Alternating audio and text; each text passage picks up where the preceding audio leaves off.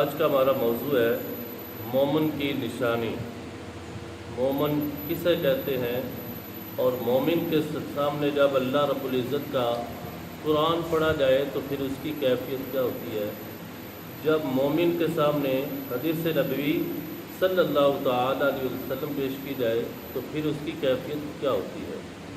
اللہ رب العزت قرآن پاک میں ارشاد فرماتا ہے وَأَطِیعُوا اللَّهَ وَرَسُولَهُ إِن كُنتُم مُّؤْمِنِينَ، اطاعت کرو اللہ کی اور اللہ کے رسول کی، اور حکم مانو اللہ تبارک و تعالیٰ کا اور اس کے پیارے حبیب صلی اللہ تعالی علیہ وسلم کا، ان کنتم مؤمنین، اگر تم مومن ہو۔ آگے ارشاد فرمایا انما المؤمنون الذین اذا ذکر اللہ وجلت قلوبهم، فرمایا کہ مومن کی شان یہ ہے، مومن کا مقام یہ ہے، کہ مومن کا مرتبہ یہ ہے کہ جب اس کے سامنے اللہ کو یاد کیا جائے، یعنی اللہ کا ذکر کیا جائے۔ اللہ کے ذکر کی مختلف اقسام ہیں، مختلف طریقے ہیں اللہ کے ذکر کے۔ ایک تو ہم زبان سے یہ کہتے ہیں اللہ، یہ بھی اللہ کا ذکر ہے۔ اب اللہ کے ذکر میں اللہ کی جو ہم عبادت کر رہے ہیں، نماز پڑھ رہے ہیں، یہ بھی اللہ کا ذکر ہے۔ قرآن شریف کی تلاوت کرنا بھی اللہ کا ذکر ہے، نوافل پڑھنا بھی اللہ کا ذکر ہے، صلاۃ التسبیح نماز پڑھنا بھی اللہ کا ذکر ہے، انسانیت کی خدمت کرنا بھی اللہ کا ذکر ہے، عفو و درگزر کا مظاہرہ کرنا بھی اللہ کا ذکر ہے۔ اللہ کے ذکر کی مختلف اقسام ہیں۔ اللہ کے نبیوں کا تذکرہ کرنا، ان کی شان بیان کرنا بھی اللہ کا ذکر ہے۔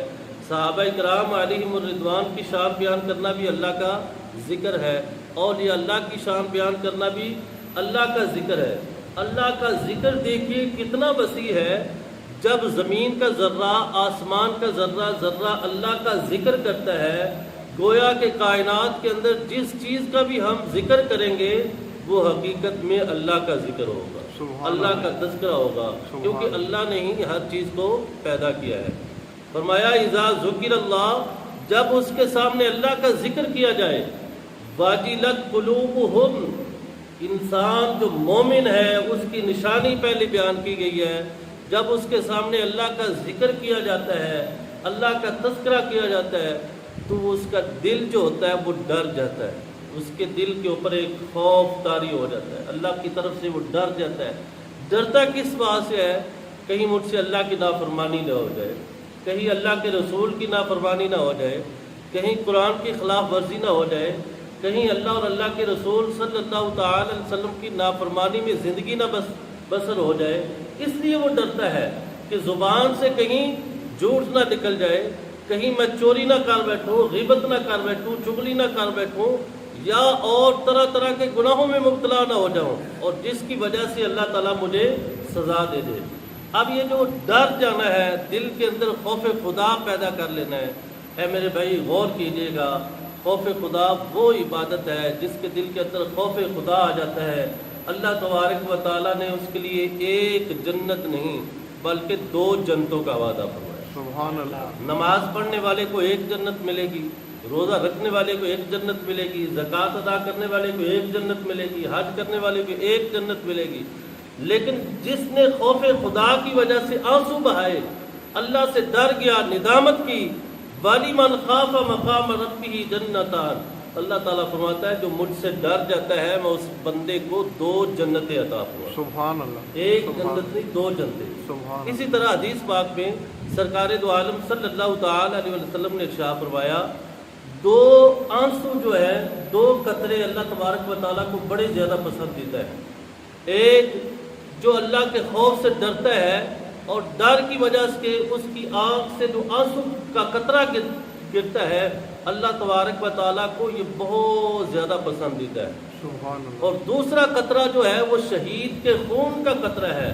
آقا علیہ السلام ارشاد فرماتے ہیں کہ جو شہید کا خون کا قطرہ ہے، زمین پر گرنے سے پہلے اللہ تبارک و تعالیٰ اس کے اوپر جنت واجب فرماتا ہے۔ سبحان اللہ۔ اور اللہ تبارک و تعالیٰ کو یہ قطرہ بھی بہت زیادہ پسند ہے۔ اے میرے بھائی، اگر ہمارے اندر خوف خدا نہیں ہے، اللہ کا خوف نہیں ہے، تو آج اللہ کا خوف اپنے دل کے اندر پیدا کریں۔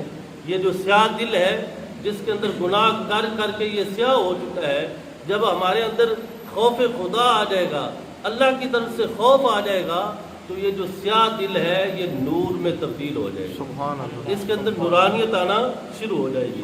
پہلا تو یہ ہے کہ جب اللہ کا ذکر کیا جاتا ہے مومنوں کے سامنے تو وہ اللہ سے ڈر جاتے ہیں۔ دوسرا یہ ہے وَإِذَا تُلِيَتْ عَلَيْهِمْ آیَاتُ، جب ان کے سامنے اللہ کی آیات پڑھی جائیں، یعنی اللہ کا قرآن پڑھا جائے، ہوتا کیا ہے زادتہم ایمانا، اللہ تبارک و تعالیٰ ان کے ایمان کو اور زیادہ مضبوط کر دیتا ہے، سبحان اللہ، یعنی ان کا ایمان پختہ ہو جاتا ہے۔ کن کا؟